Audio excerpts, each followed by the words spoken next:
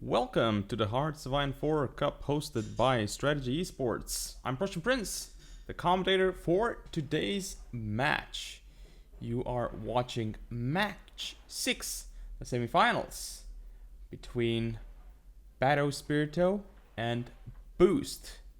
Now, between these two players, Baddo Spirito actually should be favored looking at it because he has a lot more multiplayer experience than Boost. He is possibly the best HOI4 player there is, but we will see if he can take this match or if Boost will be the one to upset him.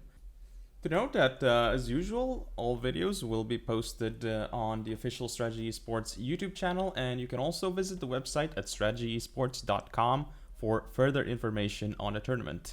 In addition, remember to follow @StrategyEsport_ on Twitter and Instagram to keep up to date with everything surrounding the HOI4 Cup. Now let's get on with it. So right now we are watching from Baddo Spirito's point of view because he is Team 1 and Boost is Team 2. Again, just to refresh the memory of the viewers, what we are looking at here is 3 countries because the 2 players are using a mod. So in this mod, there are only 3 countries. One of them is the neutral trader, non-playable country, and then you have Team 1 and Team 2. Team 1 is essentially France with the low countries, and Team 2 is slightly bigger Germany, right? And what happens is that somewhere in April, the player who is on Team 2 has to declare on Team 1 a war, so to speak. And that is event driven, so have to keep that in mind. And now, as for what the players will be doing, well, we currently see that Baddo Spirito is going for infantry equipment, superior firepower, the artillery technology, and also in terms of focuses, he has opted to go for industrial effort. So something that is very, very standard right now. We can see that Boost is currently actually going to be buying some tungsten. You can see that he has 10 factories on artillery. That is quite a lot on artillery. He does have a 20 with template and a 10 with template. So going pretty high on the width there. We will see if that does actually end up working out for him. Again, going higher in width in this setup is a little bit risky because it could mean that you just don't have enough troops to cover the entire front line. Back to Baddo Spirito we go. He is obviously going for the military factories in terms of construction. Both players are doing industrial effort, so that is nothing surprising there because industrial effort is pretty much the safest start you can go for in terms of focuses. So Baddo Spirito is just playing standard with the military factories, with the industrial effort, and his technology is pretty efficient, so to speak. Perhaps he should have gone for electronics instead of, say, artillery, but that is debatable because going for the artillery right now means that he gets a little bit more of an edge in that regard at the start of the war, so we'll see if that can make a big difference. Again, we are watching Baddo Spirito's point of view, and he is checking out what kind of resources his opponent is buying, perhaps. You can see that he does have 2 20 stacks of 4 widths queued up and ready for deployment. Well, not currently, but they will be at some point. And he is also recruiting a bunch of the tiny divisions, which, by the way, those are all 2 widths, I would expect, since his higher template is 4 width. Boost right now is choosing generals for his armies right now, or should I say field marshal and a general. Looks like he's going to be going for a fallback line on that general, which is a little bit risky because that does mean he's going to end up losing a couple of provinces. Now, if that actually means that he ends up losing factories, unsure, but he will definitely lose land, which, let's be honest, here in the south there, in the Swiss area, it's pretty easily defendable because you have the mountains. There are even some urban tiles, I believe, at least one. I'm not sure if there are many more, but that area is pretty easy to defend for Boost. So a little bit surprising he went for the fallback line. Now here, Baddo Spirito is preparing to deploy his forwards. So he's just going through everything right now as a StarCraft player would essentially. He's checking his macro, making sure that everything is proper right now and he's not missing out on anything. Boost, in the meantime, he is recruiting 20 widths, and again, going for the 20 widths means that he won't have that many troops.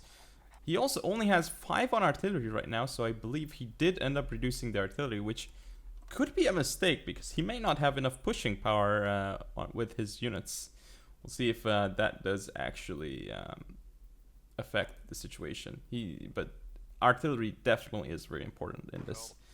Looks like Baddo is recruiting 55 more 2 widths to deploy. In the meantime, we have Boost also preparing even more units to attack with. And he does have 18 units right now on the field, but the problem for Boost is that Baddo simply has even more than that. I mean, this is a pretty large front line, so definitely more units can be very efficient, so to speak. And Baddo is still recruiting his tiny template. He's now also doing a very good thing, which is he has 2 armies of 20, and then he has a front line on a general that doesn't even have a field marshal attached, which is basically his 2 widths. His 2 widths, he doesn't really care about them having a general or actually attacking with them, so he just uses them defensively, puts them up on a front line, which is very, very good thing to do.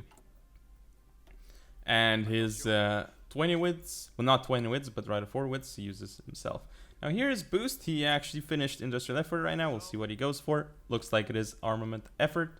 He wants more military factories and faster.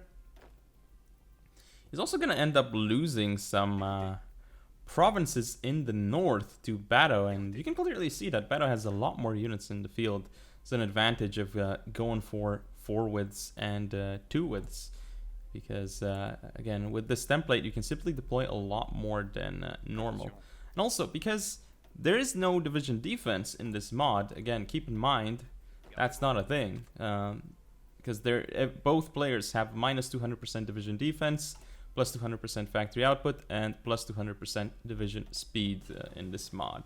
So that means that lower width units are actually very efficient because they're attacking against no defense troops. So no defense troops, it doesn't really matter at that point if you have low width or high width. You're gonna get critted anyway and take a lot of damage. So increasing soft attack with artillery, even with support artillery, which is why Baddo is going for 4 widths with support artillery, by the way, is a very, very cost efficient way of doing things. Here comes a quick deployment from Boost here. We'll see if he actually manages to defend. However, again, his front line is very, very small. Baddo has already broken through, and he's going to continue pushing with his divisions. He is under attack as well, but his units have no problems pushing through Boost right now. He's definitely doing an excellent job with the pushing. He's also going to be deploying his next 4 with template. And now finally, his 4 widths managed to get through there. He's going to go for an encirclement onto Maastricht. He did finally delete his front line as well, which means that he can actually have his 4 widths on the same tile all the time, which is good. You may think, oh, but 20 units in one tile, that's definitely overdoing it. Not really, actually. That's the perfect number to have in one tile because of his template. His template is 4 width, so 20 multiplied by 4, that's 80, which is the combat width if you're attacking a tile from one direction. Definitely very, very good stuff. Now here we have Boost, again, not looking so good at this point because his north is being pushed. He's trying to push around the Luxembourg area, but that is still not working out for him. And he did get, he's pretty much getting wiped around in the north, in Maastricht specifically. This is not good for Boost right now. We'll see if he can stop Baddo Spirito's advance, because he does have further troops behind the river line. We'll see if he can break through there. Right now, we have just Baddo sending units through and through. He's going through Essen right now. He did not get Köln though, which is very surprising because that is an empty tile right now, so he can most definitely go for Köln.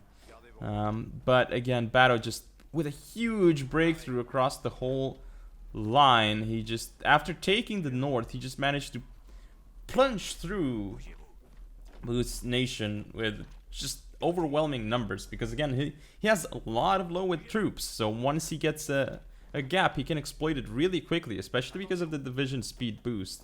And I mean, Boost right now, he is working on tech, but he still has like 30 divisions or so, but Baddo just has a lot more, and all his divisions, at least most of them, are around the Bitburg area, and now they're fully surrounded. So Baddo is going to end up finishing them, or he's just going to go for the cap. We'll see what he decides to go for.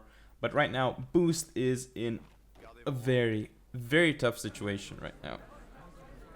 Well, this is not really a situation that he can come back from, I would say, but we're going to have to wait and see what he can do here, because if he has a lot of units in the queue, there may be a chance, but we cannot see his queue right now.